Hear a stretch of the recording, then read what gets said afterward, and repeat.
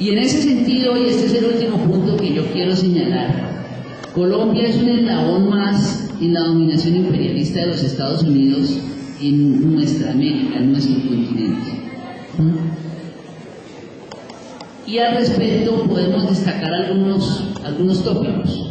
Primero, la llamada reactivación de la Cuarta Flota. Resulta que Estados Unidos había creado la Cuarta Flota en 1943, en plena Segunda Guerra Mundial.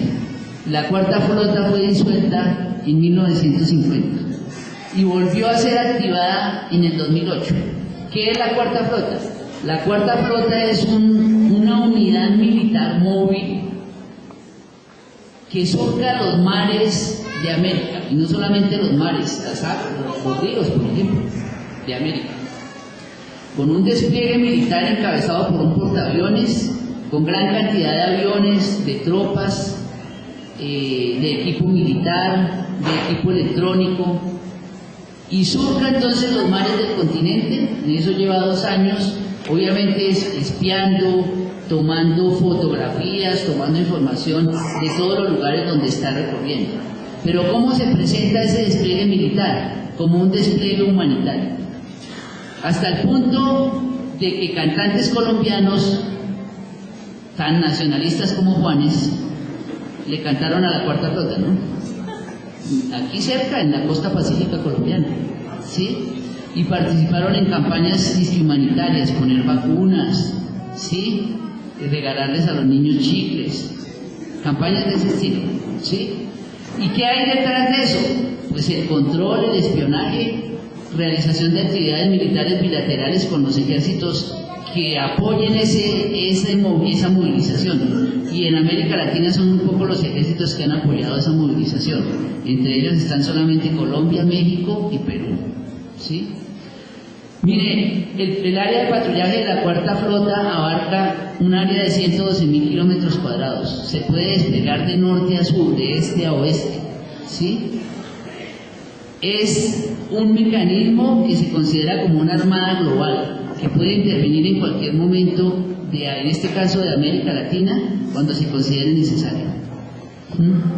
Estos son algunos de los objetivos de la Cuarta Flota, de ese despliegue de los Estados Unidos por todo el planeta. Y aquí está también el área de influencia de la Cuarta Flota con relación a Venezuela.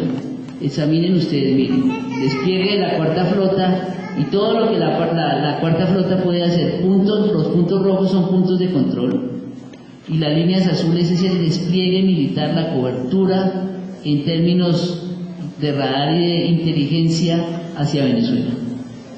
Este es un despliegue que está claramente dirigido hacia Venezuela.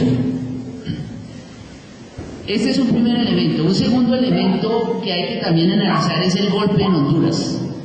El golpe en Honduras fue un golpe exitoso desde el punto de vista de los Estados Unidos. Es un golpe que los teóricos llaman de cuarta generación, es decir, no se reconoce oficialmente. Nadie dice que fue un golpe militar, pero es un golpe militar clásico como cualquier otro golpe militar. ¿Cuál era el objetivo básico de ese golpe militar? Que fue apoyado, respaldado, financiado por los Estados Unidos, que se hizo desde una base militar de los Estados Unidos que hay en Honduras, la llamada base de Palmerolas o la base de Sotocano. El objetivo principal de este golpe era impedir la extensión del ALBA en América Central, de ese proyecto de integración impulsado por el gobierno venezolano. Y lo que ha sucedido en Honduras desde que se dio el golpe en junio del año anterior sigue el guión de todos los golpes militares en nuestra América: muerte, represión, persecución, todo a nombre de la seguridad nacional. Y allá se realizaron elecciones muy democráticas como de este tipo, ¿no? Elecciones custodiadas por el ejército para montar un títere incondicional a los Estados Unidos. Un títere que, hay que decirlo, entre los primeros gobiernos que lo reconocieron estaba el gobierno colombiano. Este tipo de golpes en realidad no es nuevo. Es un guión que había sido exitoso en Haití en el 2004 y que se había intentado poner en marcha en Venezuela en el 2002, pero que fracasó. Y lo más importante, no es un golpe del pasado, sino es un golpe del presente y del futuro. Eso es lo que viene para los países de América Latina, para aquellos que se consideren malos alumnos desde el punto de vista de los Estados Unidos, que se consideren incómodos. Y entonces aquí entró en crisis una cosa. Hace unos años se había dicho que aquí se había dado la transición a la democracia parlamentaria y que nunca más iban a presentar golpes de Estado, que esta era una democracia sólida y consolidada. Lo de Honduras demuestra que eso no es cierto, que Estados Unidos y las oligarquías locales van a dar golpes militares cuando lo consideren necesario y cuando puedan. Y esos son golpes al servicio del capitalismo y del imperialismo. Pero hay otro elemento que hay que poner de relieve en este tiempo, la intervención militar en Haití. Recordemos, Haití, un país empobrecido, sufrido, que en este momento es asolado por una epidemia de cólera. Al mismo tiempo es un país que sufrió un terremoto en enero de este año y Estados Unidos que ayudó, que mandó como ayuda humanitaria, 20.000 marines, 20.000 soldados, gran parte de los cuales ocupan el territorio haitiano.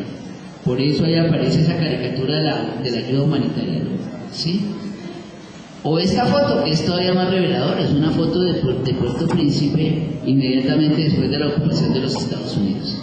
Pero Estados Unidos, ¿por qué ocupa un país tan empobrecido como Haití? El país más pobre de América y uno de los más pobres del mundo. ¿Por qué ocupa este país? Hay en juego por lo menos 4 razones, que son estas. Convertir a Haití en otro portaaviones terrestres, para desde allí espiar y preparar agresiones contra los países de la región. En segundo lugar, asegurarse el control de posibles yacimientos de minerales que se supone hay en el subsuelo haitiano. En tercer lugar, evitar la migración masiva hacia los Estados Unidos. Ese es un punto que les preocupa mucho a ellos, que para utilizar la terminología racista que ellos emplean, ellos se refieren a los haitianos como negros brutos, que les gusta el vudú, llenos de sida, que van a contaminar a la población de los Estados Unidos. Y entonces hay que evitar que esa población huya después, por ejemplo, del terremoto. Entonces, cuando Estados Unidos ocupa Haití tras el terremoto y coloca grandes barcos en las costas, es para evitar que la gente se vaya hacia Miami y hacia otras zonas. Y por último, la cuarta razón es establecer maquilas, zonas de ensamblaje para las multinacionales a costos muy bajos. Pero también hay otros planes militares de Estados Unidos en América Latina. Hay por lo menos 2 que están en marcha en este momento, que es el establecimiento de bases militares en Panamá y lo que se llama la invasión consentida en Costa Rica. Miren, por ejemplo, este mapa de Panamá. El gobierno de Panamá, que es un gobierno similar al colombiano de hoy, ha aprobado el establecimiento de 12 bases militares en las 2 costas de Panamá. Este es un retroceso histórico, porque Panamá había echado a los gringos en 1999, cuando se cumplió un siglo de la ocupación del Canal de Panamá. 10 años después, ha regresado al poder militar de los Estados Unidos y ha establecido bases militares en territorio panameño. Pero al mismo tiempo hay otro plan en marcha en este momento, que es la ocupación de Costa Rica, un país que no tiene ejército. Un país que después de 1948 declaró constitucionalmente que no iba a permitir la intervención de tropas extranjeras en su territorio. Eso se ha violado después de 60 años y hoy hay 7.000 marines de los Estados Unidos en el territorio costarricense. Y esos 7.000 marines ocupan Costa Rica a nombre de la guerra contra las drogas. Porque Costa Rica se ha convertido en una zona de tránsito de la droga que va de Colombia hacia Norteamérica, que es una zona de tránsito ya vieja que tiene algún tiempo, pero también se ha convertido en una zona de refugio de los carteles del narcotráfico de México. Pero ese es un pretexto, porque ustedes saben que el principal impulsor del consumo de drogas son las tropas de los Estados Unidos.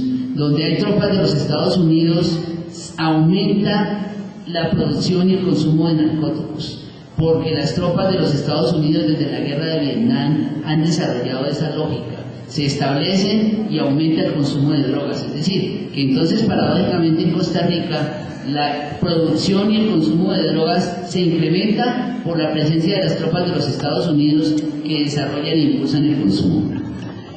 Esta es la exposición que yo les quería presentar a ustedes a grandes rasgos, y yo cierro esta presentación con este esquema, subasta un país, miren ustedes el protagonista, porque este es el prototipo de político necesario para los Estados Unidos, un político que negocie, que venda un país, que renuncie a cualquier soberanía nacional o soberanía territorial, y por eso se convierte en un personaje predilecto y aplaudido por Estados Unidos porque es necesario para su dominación. Bueno, muchas gracias.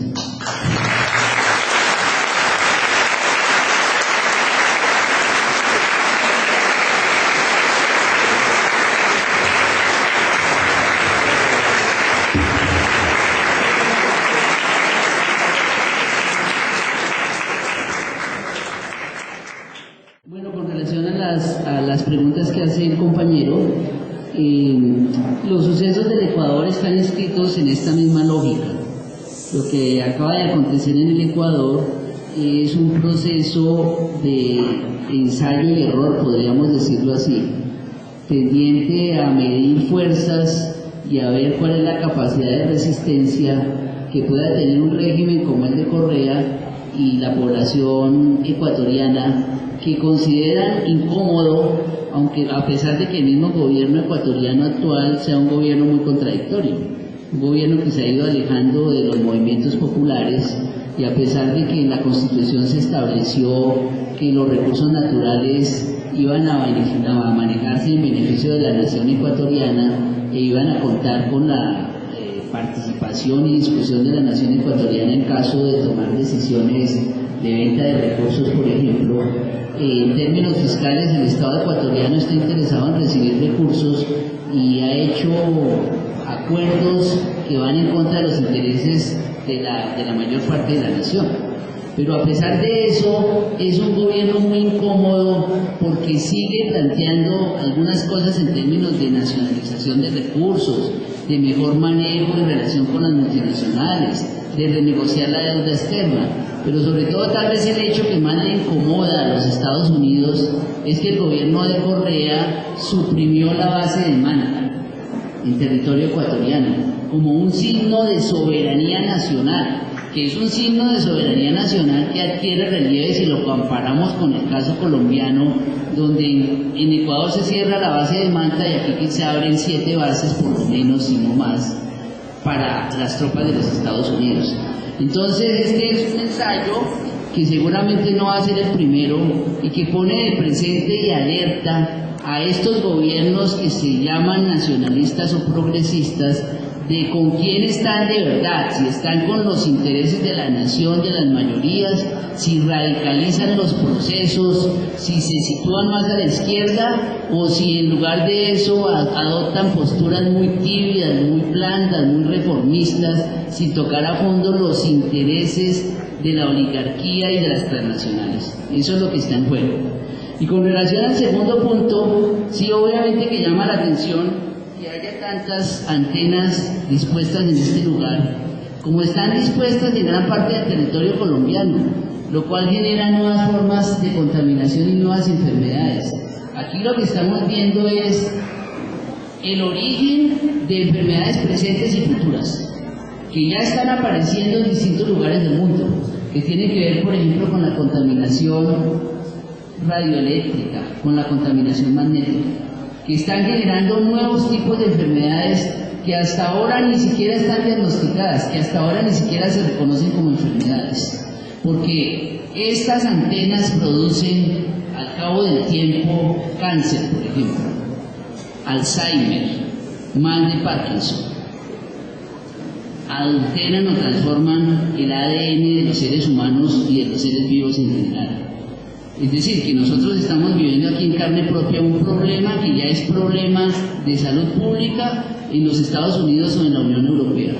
Pero que aquí no es problema de salud pública, porque obviamente nosotros tenemos otros problemas más acuciantes, como es el mismo problema de la supervivencia, del desempleo, de la miseria, de la desigualdad, de la violencia, y entonces este parece como un problema menor, secundario y sin importancia. RP Azur. El albor de la historia, la tierra fue disputada.